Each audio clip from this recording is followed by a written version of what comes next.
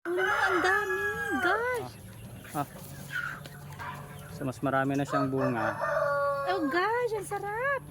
Pag mulberry jam yung gagawin mo, mas better na merong medyo red pa siya. Bakit? Kasi para may konting Asin? mas masarap yung jam kapag may ganun, di ba? Acidity ba? Oh my God, ang dami. Oh no. So mas marami pa siyang So ayan, many talaga. Thank you, Lord. So marami pa siyang bunga. And then marami pang bagong sibol na bunga ulit. Yeah. But may kahati So this- kayo. 1 year old pa lang itong aming mulberry. Ito yung dinala ko from Naman siya. Numancia. So ayan.